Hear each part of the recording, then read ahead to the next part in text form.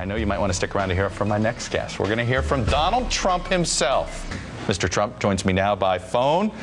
Sir, I'm sorry we didn't get to interact this morning, but let me let you respond to those poll numbers, which I think that you wanted to respond to, that says your endorsement in the Republican primary, more Republicans in Iowa and New Hampshire both say they would make them less likely to support that candidate.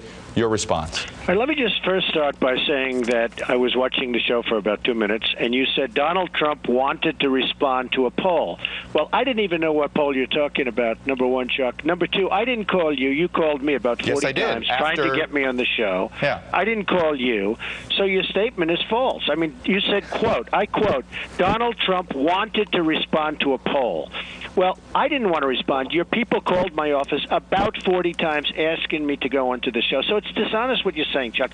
I wish you would just sort of say it like it is and just, I think you'd really do better, honestly. I actually think you'd get better ratings, if you did that. But so I did not, is it a correct statement that I did not call you, you called me? We called you. Okay, you good, clearly you wanted, say that, though, your Chuck. folks wanted to respond to the poll, is what I understood. I'll respond to it. I'll respond to it. But at the beginning of the program, you didn't say that. You said Donald Trump wanted to respond. I didn't want to respond. I'm doing NBC a favor by going on to your show. I wish you would just be straight, Chuck, because honestly, I think you'd do a lot better if you were straight. Well, I'm not interested in debating you. I want to ask you about your debate. Well, that's fine, but you got to tell the truth, Chuck. Let me ask you about your Chuck, debate. You have to tell the truth. Let me ask you about the fact that you've got Karl Rove. This is what he said this morning before your appearance this morning on Fox. He said, "No, after my appearance." He was on. Okay, it's my understanding he was on before. Just my get apologies. The facts straight. He was on after my appearance, not before my appearance. Here's what he said. It doesn't help the country. I mean, if you're going to be a candidate, be a candidate. Don't make it contingent upon whether or not your show is renewed or not. If your show is not renewed, you're going to run for president. How trivial is that? How does it trivialize the most important decision that we Americans have, which is who we're going to elect as our president?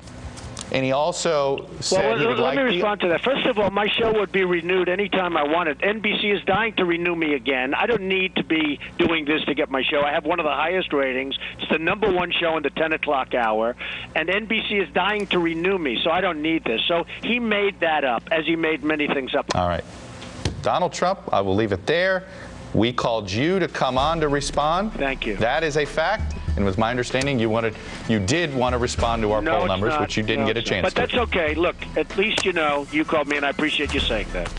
Mr. Trump, always a pleasure. Thank you very much, Chuck.